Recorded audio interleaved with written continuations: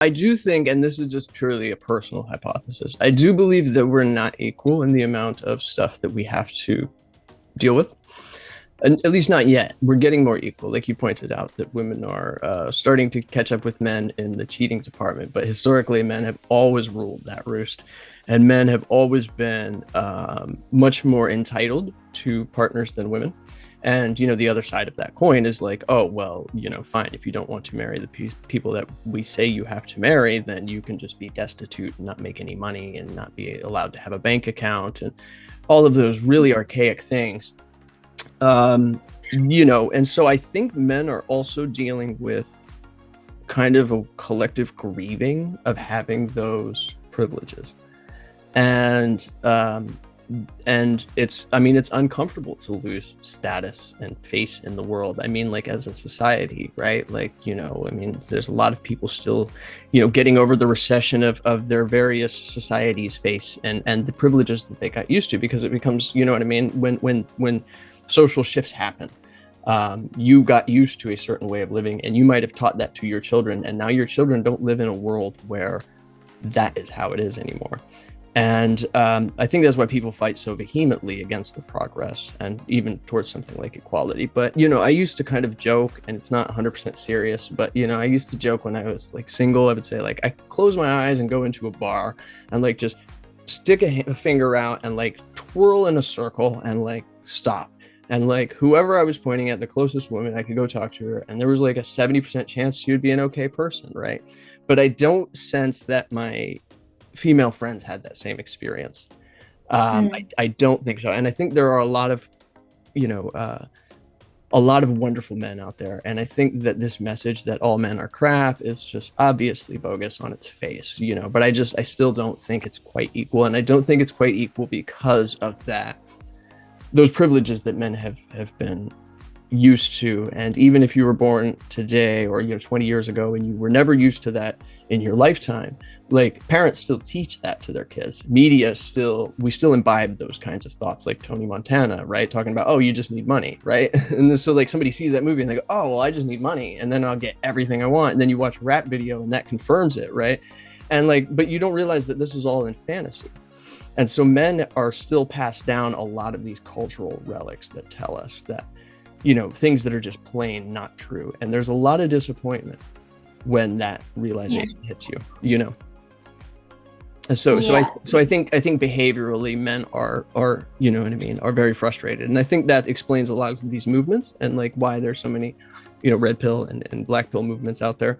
It's the frustration of saying, well, okay, well, this is what I was taught to do and I'm doing it and it's not working, right? And then a lot of times, unfortunately, they take that out on women, which is pretty terrible, So yeah, again, that's just a hypothesis that I don't think it's equal, but I haven't seen, any concrete research from which I could say with any degree of certainty that yes, that's how it is.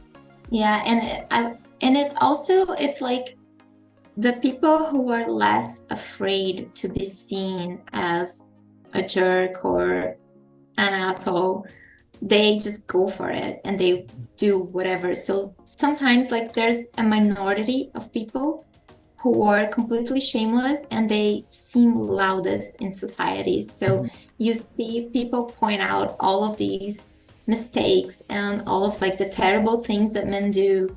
Sometimes it's just a minority that is so loud, and it seems like there are more bad men. I don't want to say bad or good because those are tricky concepts, but sometimes it can seem like there are more sort of asshole men than there really are because they end up being the loudest, if that makes sense. So if you see like the majority, if you see most people, they are just trying to do their best and they're just trying to get along, and of course they make mistakes.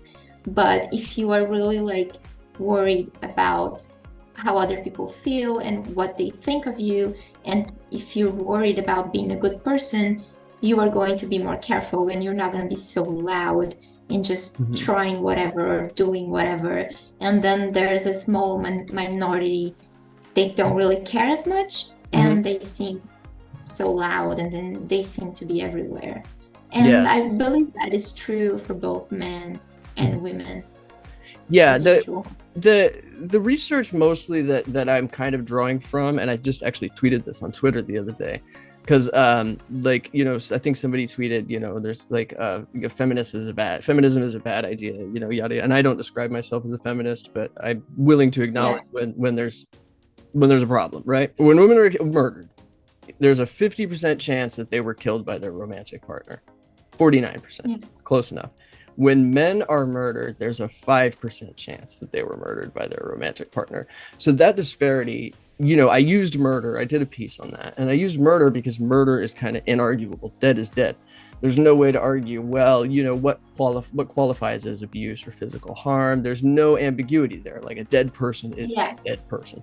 And so I think that those numbers are you know, are pretty striking. And then, you know, similarly, when you compare criminality across cultures, across the globe, in any culture, it's overwhelmingly male, right? So I think part of that is maybe we've set the bar to where, like, you know, that you know, certain male behaviors are more likely to be criminal, but I don't think that's good enough to explain those kinds of disparities, right? Like, so yeah, and thinking about that, right? Like, when you think about literally half the women who are murdered by somebody, anybody, serial killer, stalker, you name it, are murdered by a romantic partner. Like, to me, that sounds like it is no wonder that there is no way that women can feel safe even in romantic relationships, right? So I think that we need to move away from, you know, obviously using violence as solutions, right? But we need to try to kind of curb that kind of, you know what I mean, that problem. But yes, you know, there are still problems that men only face that,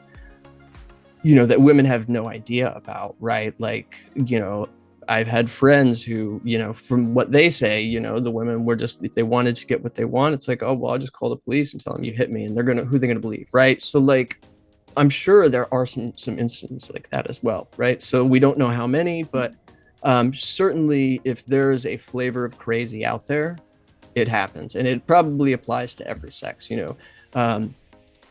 Sociopaths come in every flavor.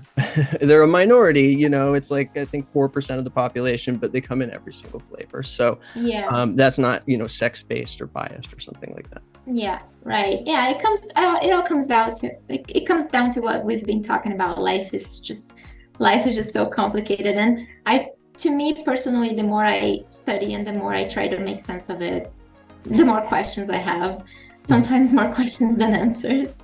Yeah, I think that all the things that we touched on are very true. And I don't mean to pick on people here when I talk about the research and how, you know what I mean, how that impacts our lives, or the things that people have come to believe, you know, because I believed a lot of those things too. And I was really misguided, and I made a lot of stupid decisions.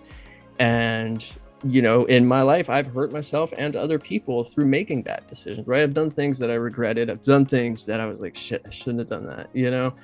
And I think that the sooner we learn, you know, the best way to predict an outcome from our behavior, and we apply that to life for a favorable outcome for everybody, the better off we'll do.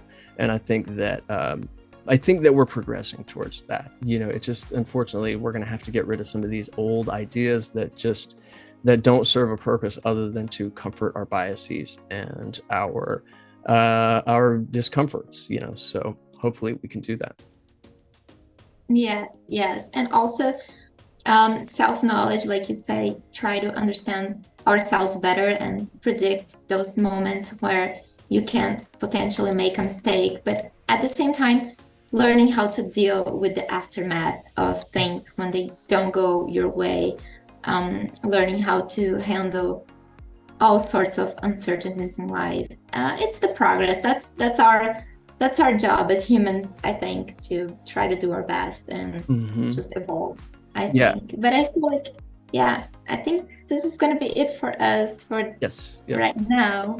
Thank you so much for coming on, and I'm sure we're gonna do this again.